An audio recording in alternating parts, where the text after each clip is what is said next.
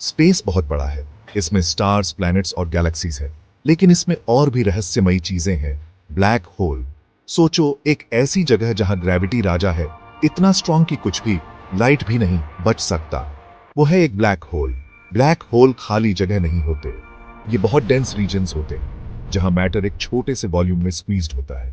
सोचो हमारे सूरज से 10 गुना बड़ा स्टार एक शहर से छोटी जगह में क्रश हो जाए। यही ब्लैक होल की एक्सट्रीम डेंसिटी है, क्योंकि कोई लाइट एस्केप नहीं कर सकती। हम ब्लैक होल डायरेक्टली नहीं देख सकते, ये हमारे टेलीस्कोप्स के लिए इनविजिबल है। लेकिन इससे कंफ्यूज मत होइए, इनका पावरफुल ग्रेविटी आसपास के स्टार्स और गैस को अफेक्ट करता है, एक कॉस्मिक डांस क्रिएट करता है जिसे हम ऑब्जर्व कर सकते हैं। ब्लैक होल साइंस फिक्शन लगते हैं, लेकिन ये रियल है। ये कॉस्मिक वंडर्स हैं जो यूनिवर्स की हमारी समझ को चैलेंज करते हैं और हमारी क्यूरियोसिटी को स्पार्क करते हैं।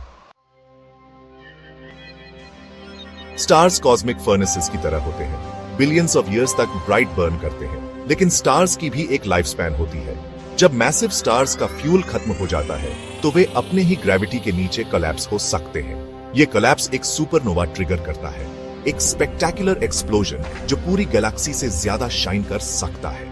सुपरनोवा स्टार के आउटर लेयर्स को ब्लास्ट कर देता है, लेकिन कोर रहता है और वो बहुत डेंस होता है।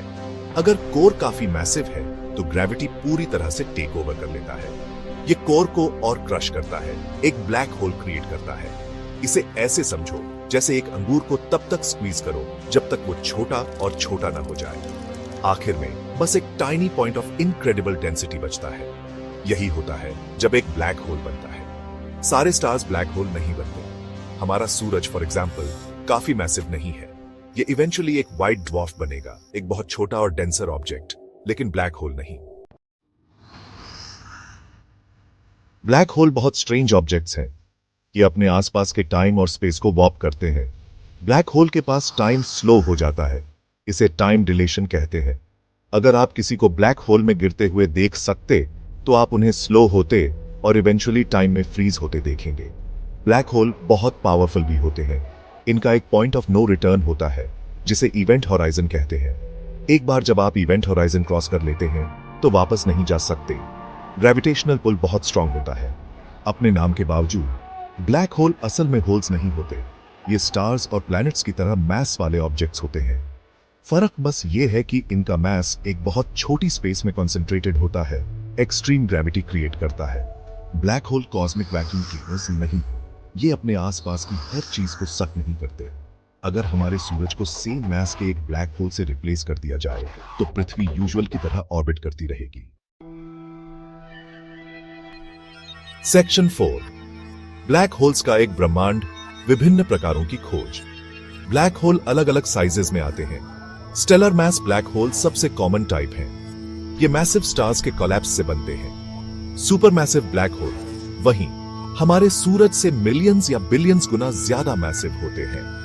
ये कॉस्मिक जायंट्स गैलेक्सीज के सेंटर्स में होते हैं, हमारे मिल्की वे समेत। साइंटिस्ट्स बिलीव करते हैं कि super massive black hole galaxies के एवोल्यूशन में एक क्रूशियल रोल प्ले करते हैं। इंटरमीडिएट मैस ब्लैक होल भी हो सकते हैं, स्टेलर मैस और सुपर मैसिव ब्लैक होल के बीच का एक मिसिंग लिंक। ये अभी थियोरेटिकल है, लेकिन साइंटिस्ट एक्टिवली उनके एग्जिस्टेंस का एविडेंस ढूंढ रहे हैं। अलग अलग टाइप्स के ब्लैक होल को समझने से हमें यूनिवर्स की कॉम्प्लेक्स स्टोरी को पीस टुगेदर करने में मदद मिलती है, उसके अर्लीस्ट मोमेंट से लेकर उसके इवेंचुअल फेट तक। सेक्शन 5, अदृश्य को देखना। वैज्ञानिक ब्लैक होल का अध्ययन कैसे करते हैं? अगर ब्लैक होल इनविजिबल हैं, तो हम कैसे जानते हैं कि वो एग्जिस्ट करते हैं? साइंटिस्ट्स इन इल्यूसिव ऑब्जेक्ट्स को स्टडी करने के लिए कई टेक्निक्स यूज करते हैं। एक तरीका है उनके ग्रेविटी के इफेक्ट्स को नियर बाय स्टार्स और गैस पर ऑब्जर्व करना। ब्लैक होल अपने सराउंडिंग्स से मैटर पुल कर सकते हैं, एक swirling disc of gas and dust create करते हैं जिसे अक्रीशन डिस्क कहते हैं। जैसे जैसे डिस्क का मटेरियल इनवर्ड स्पाइरल होता है, वो हीट अप होता है और एक्स रेज इमिट करता है, जिसे हम स्पेस टेलीस्कोप से डिटेक्ट कर सकते हैं। ब्लैक होल को स्टडी करने का दूसरा तरीका है ग्रेविटेशनल वेव्स को ऑब्जर्व करना। ये स्पेस टाइम में रिपल्स हैं जो मैसिव ऑब्जेक्ट्स जैसे मर्जिंग ब्लैक होल के एक्सेलरेशन की वजह से होते हैं। 2015 में साइंटिस्ट ने 2 कोलाइडिंग ब्लैक होल से ग्रेविटेशनल वेव्स का ग्राउंड ब्रेकिंग डिटेक्शन किया। आइंस्टाइन के जनरल रिलेटिविटी के थ्योरी के एक मेजर प्रेडिक्शन को कंफर्म किया। ब्लैक होल के पास मैटर के बिहेवियर को स्टडी करके और ग्रेविटेशनल वेव्स को डिटेक्ट करके साइंटिस्ट्स इन एनिग्मेटिक ऑब्जेक्ट्स के प्रॉपर्टीज के बारे में जान सकते हैं। Section 6 cosmic architect, black hole और ब्रह्मांड की संरचना। ब्लैक होल सिर्फ अपने आप में फैसिनेटिंग ऑब्जेक्ट्स नहीं है, ये यूनिवर्स को शेप करने में भी एक क्रूशियल रोल प्ले करते हैं, जैसा कि हम जानते हैं।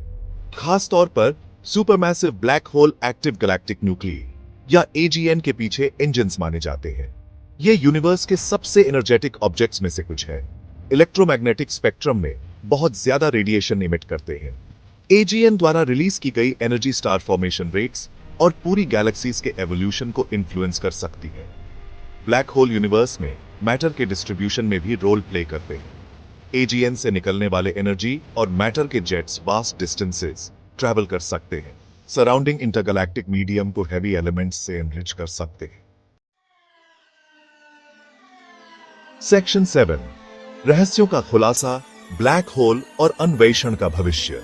ब्लैक होल यूनिवर्स के सबसे इंट्रीगिंग और लीस्ट अंडरस्टूड ऑब्जेक्ट्स में से एक है।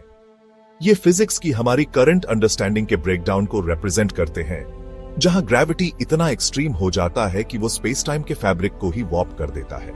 फ्यूचर ऑब्जर्वेशंस और थ्योरेटिकल एडवांसमेंट्स इन कॉस्मिक एनिग्मास पर ज्यादा लाइट डालने का प्रॉमिस करते हैं। इवेंट होराइजन टेलीस्कोप्स का एक ग्लोबल नेटवर्क ब्लैक होल के इवेंट होराइजन की फर्स्ट एवर इमेज कैप्चर करने का एम रखता है, हमें अबिस में एक ग्लिम्स प्रोवाइड करता है। ब्लैक होल को स्टडी करने से हमें यूनिवर्स के कुछ फंडामेंटल क्वेश्चंस के आंसर करने में हेल्प मिल सकती है। यूनिवर्स की शुरुआत कैसे हुई? डार्क मैटर और डार्क एनर्जी की नेचर क्या है? हमारे यूनिवर्स का फेट क्या है? ब्लैक होल सिर्फ कॉस्मिक मॉन्स्टर्स नहीं है, ये कॉस्मिक लैबोरेटरीज हैं जो यूनिवर्स की हमारी अंडरस्टैंडिंग को टेस्ट करने और ह्यूमन नॉलेज की बाउंड्रीज को पुश करने का यूनिक अपॉर्चुनिटी ऑफर करते हैं। उनके मिस्ट्रीज हमें कॉस्मोस एक्सप्लोर करने और यूनिवर्स के सीक्रेट्स को अनरैवल करने के लिए इंस्पायर करते रहते हैं।